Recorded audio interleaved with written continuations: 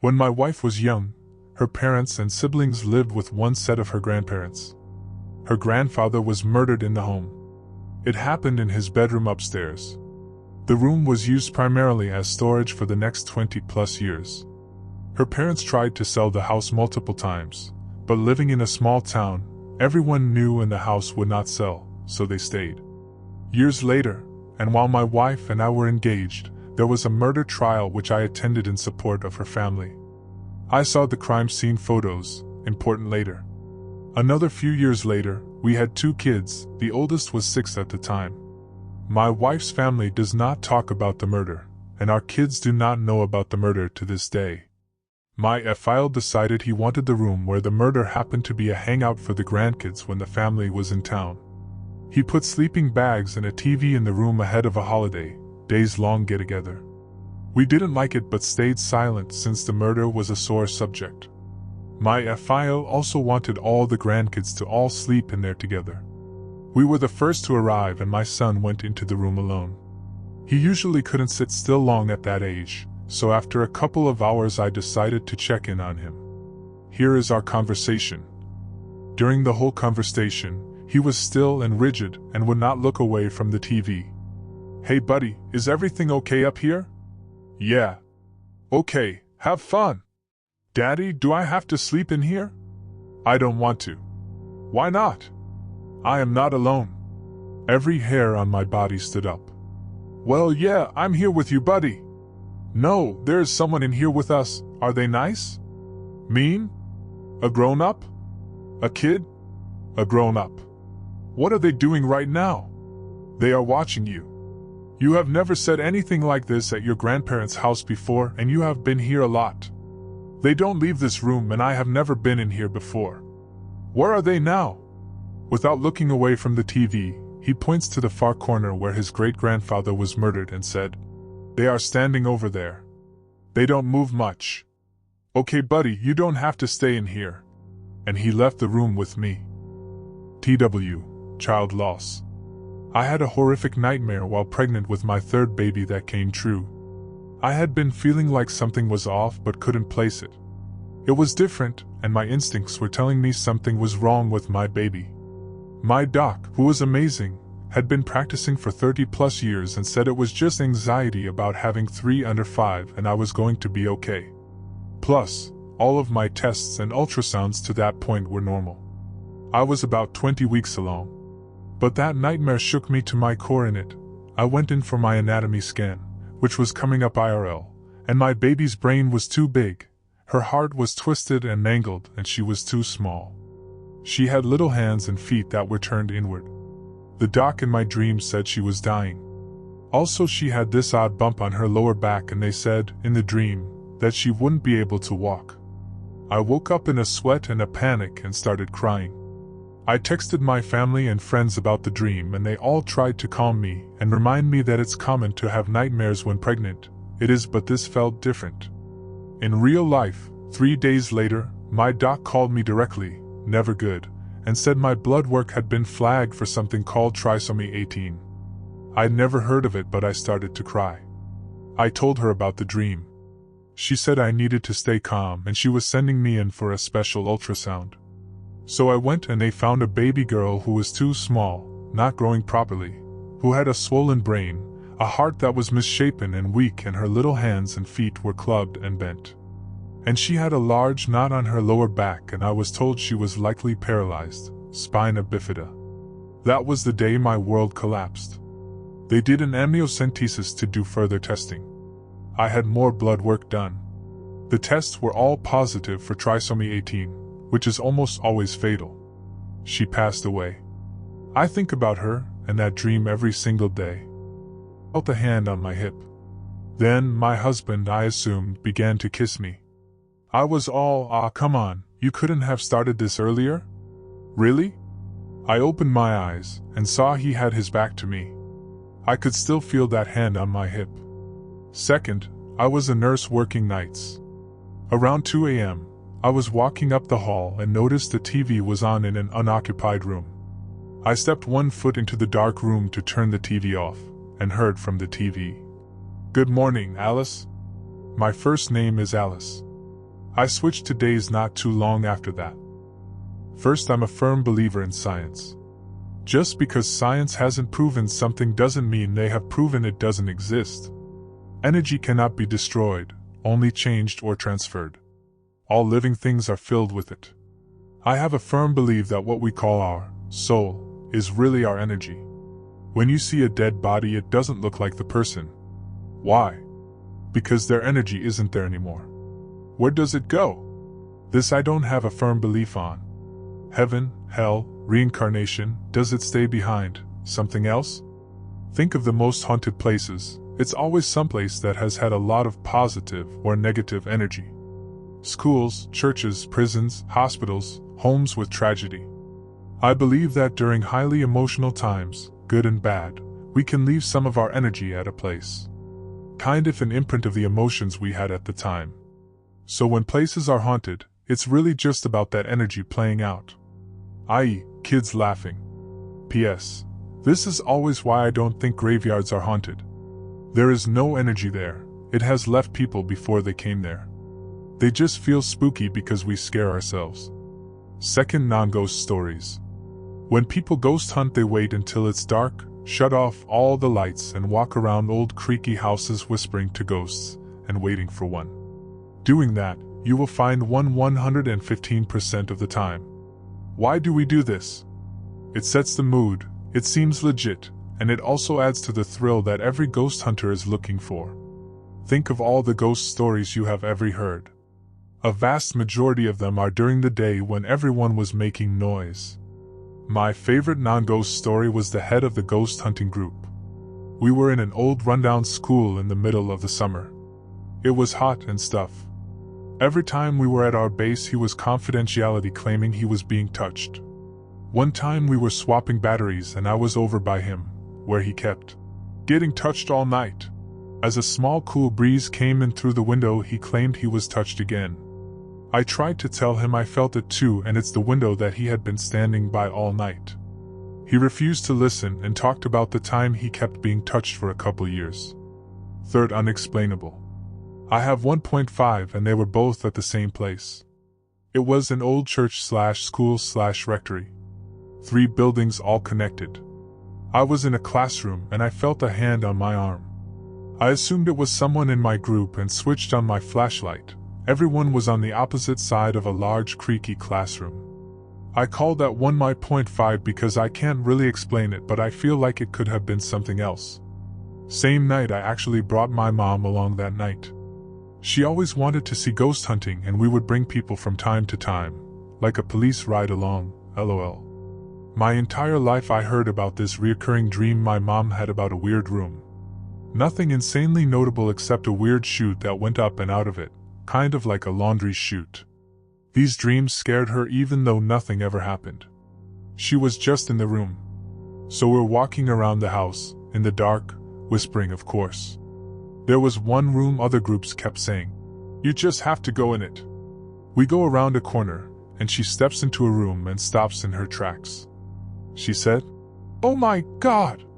This is the room." And that room felt totally different from every other room in the place. It felt angry, but my mom absolutely was white as a sheet. It was the room she had dreamed of her whole life, with a weird chute that went up into the ceiling and everything. We had CO2, EMF, etc., and nothing was going off in that room to explain the weird feeling. Could it be something else? Sure. Does it explain why my mom had reoccurring nightmares about a room her whole life that other people said had weird energy before anyone in the group knew the connection? Nope. Can't explain that. Over 10 years ago now, I moved into this old house on the outskirts of a small town. It was a 3-story house, split into 2 apartments. Main floor and basement was mine and my boyfriend at the time. Top floor was rented by twin brothers. There was a landing inside that was communal, led to both our front doors. 3 different incidents happened. First one, my boyfriend had a few friends come over after work to hang out. We were all in the living room directly in front of our front door leading to the landing. We wanted to smoke some weed, and it still being illegal back then, I got up and made sure the door was fully shut and locked. The second I sat back down, the door slammed open so hard it hit the wall. My boyfriend was up in an instant, but nobody was out in the landing. He went and knocked on the twins' door, but they were both gone at work still.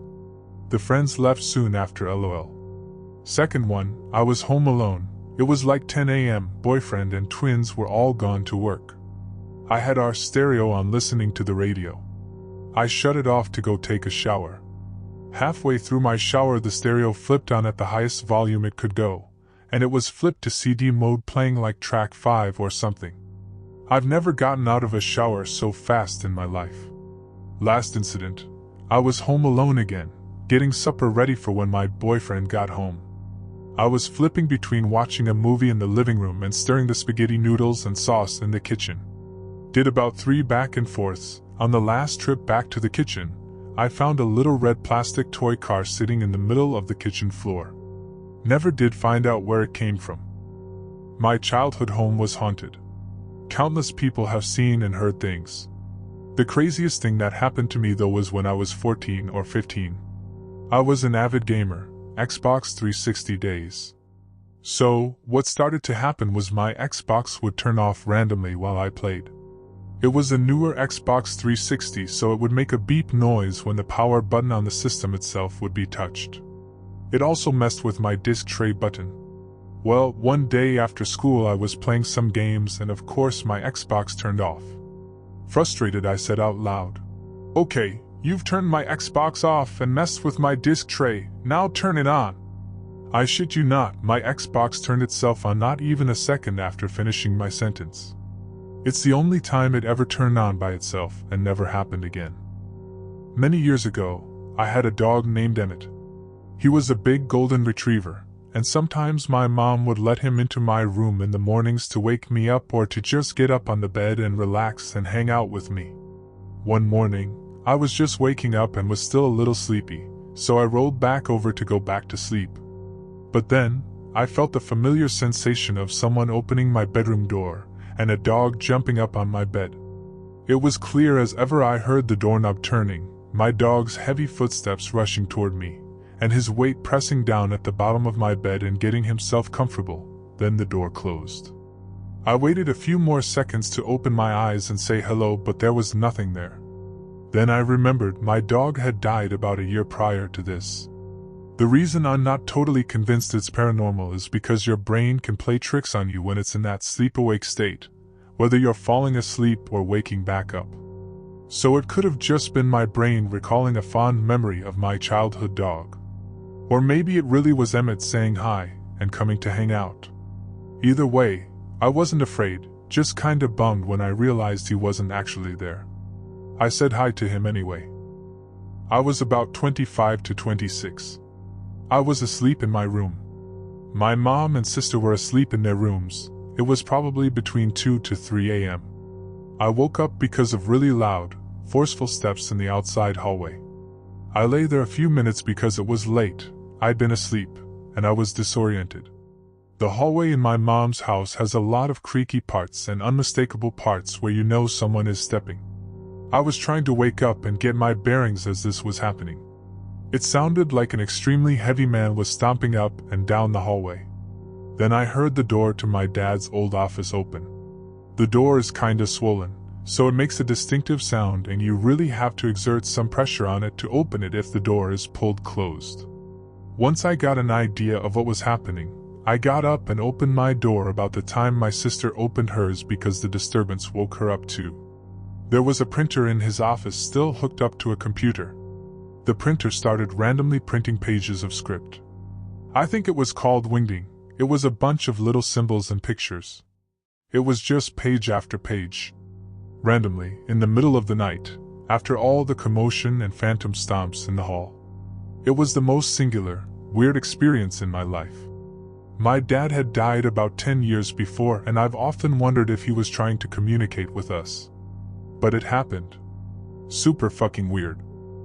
I was a cleaner in a senior/dementia living facilities and there was a woman who had like lots of crosses and Bibles. She didn't say much but she liked me and would smile and want to interact, wanting to push my cleaning cart and garbage and laundry carts with me and often she would say boo. She died after I was there for a couple years and a new woman moved into her room. Nice lady, very old and friendly, and when I clean people's rooms sometimes they want to chat and talk a little bit. Anyway, so I knock and come in and I'm cleaning and she's talking to me about how I'm like a wizard and I clean the room so good and fast, and I'm telling her I've been doing it for a few years now, and she starts talking about the book she's reading, and we are just having a nice conversation. As this happens, a picture falls off the wall and smashes the glass, and it's kinda weird, but it happens, so I clean it up and leave the room.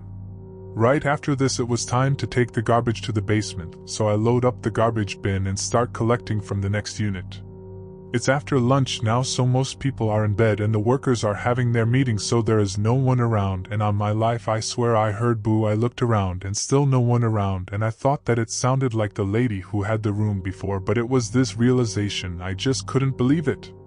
It was like she was jealous of this other woman and ended our conversation by knocking the thing off the wall, and then followed me with the garbage bin like she did before. It seemed so strange. My dad and I both worked at a nursing home for a long time. We heard a lot of the night crew stories that gave a lot of people chills. One lady at one point, when she was just at the nurse's station during night shift waiting on night rounds, was watching the security footage just to pass the time and make sure no one was trying to trespass or anything. They had security, but it was still part of her job to make sure that no resident was up trying to get into someone else's room. There was a lady that passed away that night. Just out of old age. Nothing was a sign that she would pass. She said she was looking at the footage and saw the lady leave her room and go speeding down the hall towards her through the security footage. She looked up to tell the lady to please go back in her room, and when she looked up, the lady wasn't there, but she said she felt a very cold breeze. It gave her instant chills, so she went to check on the lady and found she didn't have a heartbeat. She followed protocol, and when she got home she went to sleep for a few hours like normal, and when she woke up she kind of like, all at once processed what happened, and she went back to quit. LOL, she basically said. Yeah, I can't do this anymore. After that I need to reevaluate my professional options. I was at lunch when I heard the story. My dad was in the IT team and went to look at the footage. You could see a white light coming from the room and towards the nursing station. She swore up and down that to her it looked exactly like the lady who passed. To those who looked at the footage, it looked like she was looking at the cameras, briefly looked up and went to do normal rounds. She claimed she went straight to the lady's room, but, in reality, in the footage about 25 minutes passed before she got up to do her rounds. She swore up and down to the point she was crying. No. I got up and did my rounds right away. I was terrified. They chalked it up to the job being too stressful for her and let her go on a leave of absence to collect herself and literally seek counseling. When I was in middle school, I shared a bedroom with my little sister. She slept in a bed and I slept on a blanket pallet on the floor at the foot of her bed. There was a small dresser against the wall at the area of my feet. We had just gone to bed and I was reading a comic with the red light from my alarm clock when my sister screamed, "What is that?" And in that moment I looked and saw, on the wall directly above the small dresser, a brightly glowing green rectangular pattern of some kind. It lit the room. It was like alien writing. We came off our beds and were kind of thrown together against the closet doors on the opposite side of the room, screaming. Then it was gone and our folks were yelling at us. This was the early 80s. We didn't have any digital stuff or even a lamp. There were heavy curtains over the windows and woods out back with no light source. I don't know what the hell it was, but it made me more open-minded about the supernatural. When I was 8 or 9 years old, the mobile home I grew up in was super tiny and always hot. The AC never worked and we had to use the tiny little fans and whatnot. It was just me and my dad at home at the time. Mom was out running errands. My mom had this little birdhouse type thing, but it had little cats on it instead, and it hung from a chain above the sink in our kitchen. I was watching TV when I heard the most awful sounding cat meow. We had 2 cats, but they never made that type of sound before. I also had one of the cats in my room, and the other was in my dad's lap. But we both heard it. It came from the kitchen. We both jolted up from where we were in the house to go to the kitchen. The gazebo thing that was above the sink was spinning. Like, as if someone had turned it by hand a few times, let go, and it was just spinning until it came to a stop. Me and my dad both looked at each other in disbelief with our eyes wide open. I was terrified. I ran back to my room. My dad came to me and said, "I have no idea what that was, but that was fucking weird." To this day I get goosebumps. I have no idea what that sound was exactly or why it was spinning like that. Nothing in our mobile home could cause that thing to move the way it did. I grew up in a house built in 1855. When I was 10, I had a room on the second floor. I remember waking up in the night to some heavy rain. While laying there and trying to go back to sleep, I heard knocking on the window. At first I thought maybe it was a tree branch. The knocking happened again, and when I looked up I saw a man in a black suit outside my window. I just sat staring in shock as he knocked again and asked to let him in because he was a pallbearer, which I didn't know the meaning of at the time. Then I remember him budging open the window about an inch. I immediately screamed and ran down the hall to my mom and dad's room, where I stayed that night. I told my parents everything and my dad checked the room. I got in big trouble with him because he saw the window was cracked open. It was painted shut before that night. So naturally he thought I opened it on purpose and lied. I know my mom believed me, because she knew I wasn't strong enough to open it, and she also didn't like that I mentioned him being a pallbearer without knowing what it meant. I remember seeing her check around outside the house the next morning for tracks in the ground since it had rained overnight.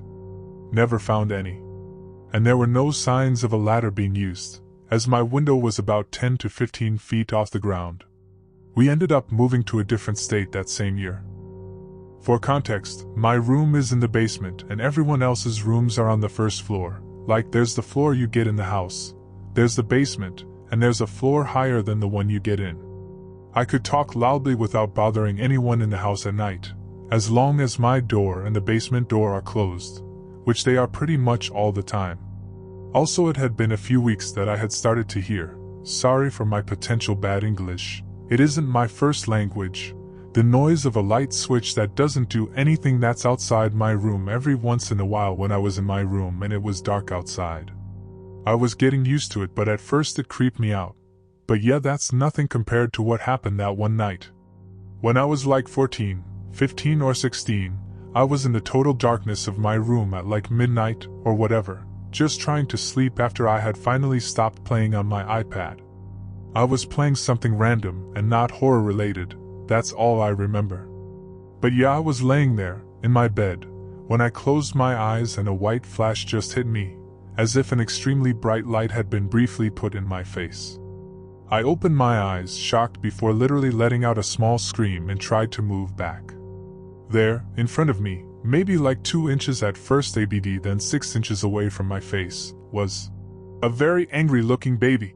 That was kind of also laying down. But it wasn't a real baby, obviously. It was as if someone had drawn it without ever putting shadings, but the lines were made of a white light and were a little wavy. I don't know how long I was just frozen in place, blinking non-stop hoping for it to disappear, but it felt like 5 minutes, yes, kind of short, but still, it was probably actually only something around 10 to 20 seconds, if not 5. Before it finally disappeared, another white flash happened behind my closed eyelids, and then I was still all tensed up and not moving for maybe like 30 seconds before finally relaxing my muscles. I was just too stressed out to sleep after that, so I opened my lights and took my iPad again, falling asleep with my iPad in my hands later. Lots of random paranormal things used to happen to me, but all noises related only except this thing. And maybe like the time when the dishwasher opened by itself, but this can have a reasonable explanation, such as it was just not closed properly, and it was ever so slowly starting to open more because of my family walking past it making the air move, and it just ended up being to the point it had no more balance to keep holding up, and it just finished opening because it fell. I was working night shift as a nurse, and usually I don't like to take breaks as the rooms and corridors freak me out. We turn all the lights off on the ward and use our phone torches to get around. On this one particular night shift I was working with one other nurse and it was really quiet. We both decided to take breaks. I was so tired and it was the perfect shift to have a nap. I decided to go second, so the other nurse chose a spare room and went off for a couple of hours. Now I've heard other nurses talk about a little boy who haunts the ward. The hospital was built on an old asylum for destitute children, where over 200 children died from disease outbreaks, but I'd personally never experienced anything. Anyway, 2 hours have passed, and the other nurse returns from her break. She looks a little disorientated, but who doesn't at 4 a.m.? I then go and take her place in the room she chose. I automatically get a little scared but brush it off as being in a creepy, dark hospital. After finally drifting off, I get this wave of heaviness and suddenly can't move. I force my eyes open and see a little boy sitting at the end of my bed smiling at me. It was so clear. He jumps over the bed and runs into the bed beside mine and turns the TV on. I force myself out of my paralysis and run, not looking at the other bed. I run outside, panting to the other nurse that I've just seen a little boy. Now, she's the most senior and sensible nurse on the ward, so I wasn't expecting her to believe me. However, she turns completely pale and said, "I experienced sleep paralysis too, and I saw a little boy standing in the corner of the room, but I thought I was imagining it and I didn't want to scare you." I fucking shat my pants. Once the sun came up and all the lights were on, we both went to the room to see whether the TV was on, and sure enough the screen was static, and it was blaring. To be fair, this wasn't terrifying to me at the time, but it is now. When I was about 9 or 10, I was in my bedroom one night, which was the last bedroom along our single-level home, where every bedroom had a window facing out towards the street except for my parents' bedroom. And before anyone says anything, I wasn't asleep, I wasn't dreaming, and am not the least bit religious or spiritual, and I certainly wasn't at age 10, so that at least was not an influence here at the time. Was just going about my childhood business when I heard a sharp knock at my window. Pulled up my blinds to see a girl who looked my age standing in front of me. She seemed friendly and waved. I remember asking myself if she was a new kid in the neighborhood, cause she didn't seem familiar to me at all. She gestured to me to come outside, and the weird thing is I immediately did, and I was not like a dumb kid. The fact that none of this alarmed me is the most alarming part, frankly. Anyways, I tried to leave through my front door, and both my parents, who were sitting on the living room couch, asked me WTF I was doing, and I told them exactly. They'll never forget my dad jumping off the couch and running to the kitchen and grabbing the largest knife out of the butcher block and running out the front door, while my mom was trying to lock me in the laundry room. He never found anyone. You've come to terms that he'll never really know what went down that day, but he'll never forget it. I don't know what that was. I have absolutely no idea. But I do know that was a girl my age that I'd never seen before or since. What she was doing there I can't possibly imagine, and I almost don't want to know. My dad and his uncle stayed at an old house in the country in an isolated area. They took 24 cases of beer and tea back of an old wagon and went fishing around the rivers and dams in the area. They stayed up at this old house along the way as it was left to someone in the family, so they thought free accommodation. My dad told me during the night they got there, in the dead of the night, all the cupboards started slamming open and closes constantly, which went on for minutes. My dad was sleeping on a mattress next to the bed his uncle was sleeping in, and the first thing he said was, "Are you awake?" Uncle replies, "Fucking oath I'm awake, can you hear that?" Dad shot up and jumped into his uncle's bed and said, "Fuck that, I'm sleeping with you." Shortly after, the banging stopped, and they went home early the next morning. They later asked around and found out 3 friends stayed at the same house years ago and got on the meth, right into drugs. They did a seance in the house and got high. Eventually one of them dug up his grandmother's grave, who was buried at the local cemetery not far from the house, and cut the rings off her fingers she was buried with to sell for drugs. All 3 of them died early deaths. My dad's uncle has now passed, and Dad never went back there again. We lived in a real haunted house. Most of the stuff was more annoying than scary. Kitchen faucet came on all times of the night. Washing machine would turn on.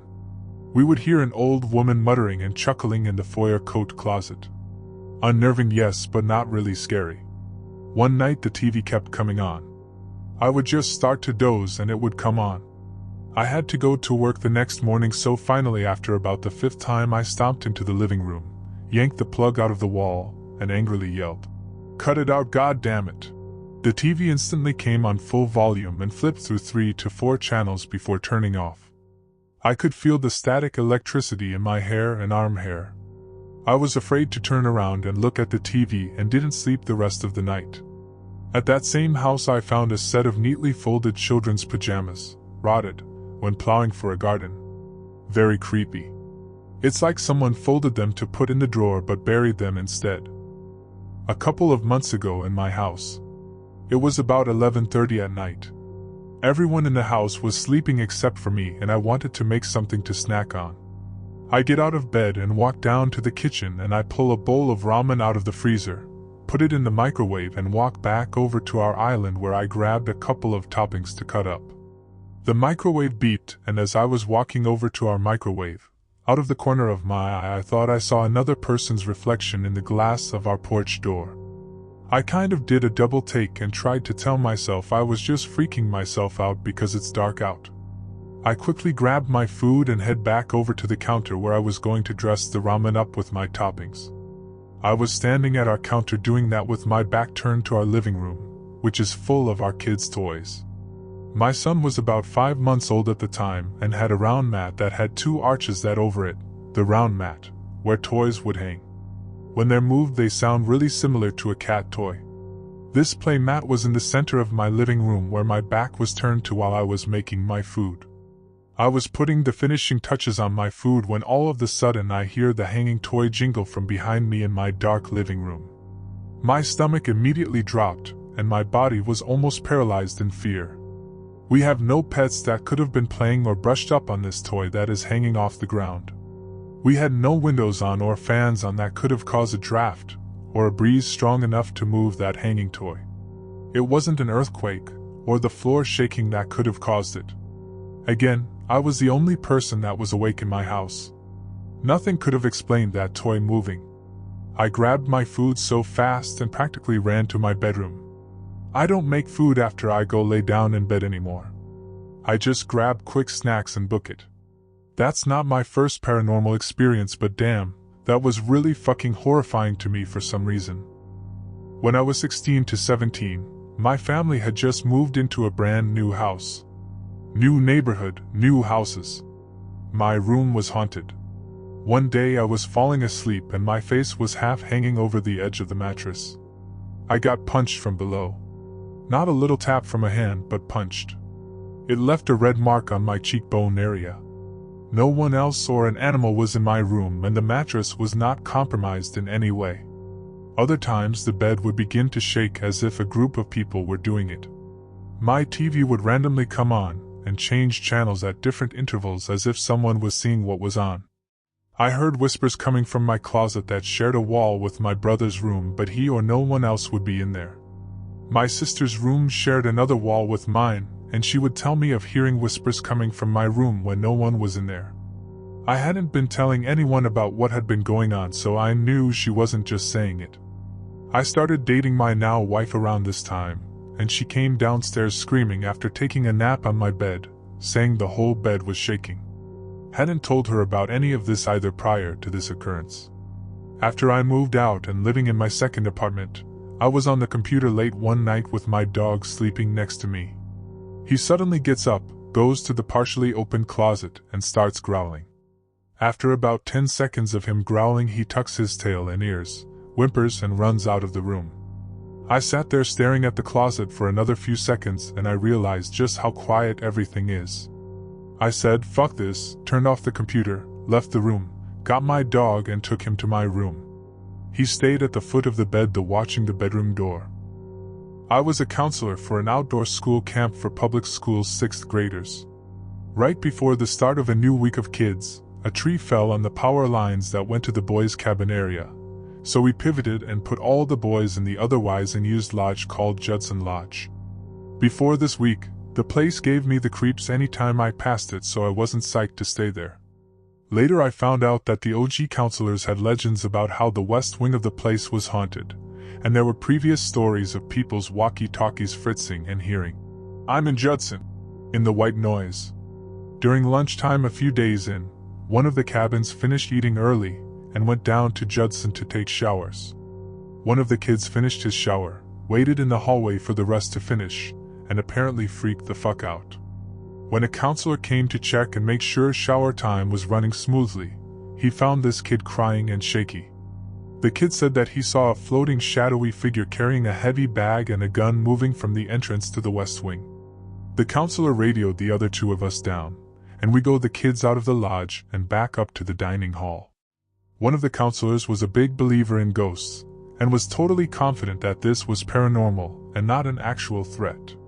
We grabbed fire irons and baseball bats and literally cleared the whole west wing. That was one of the scariest experiences of my life, opening each door and not knowing what's on the other side. We found no evidence of a person passing through, and the emergency exit door at the end of the last room was stuck shut with an old film of dirt and moss from years of neglect. Clearly it had not been opened recently. We reported our findings to the site supervisor, who then further interviewed the kid. She was confident that the kid wasn't making it up. He was still quite shaken an hour later. This being a subsidiary of a public school, our poor site supervisor had a few options. 1. Decide that the kid was making it up even though we were pretty sure he believed he saw something. 2. Operate on the assumption that there is an armed person on site and shut the camp down. 3.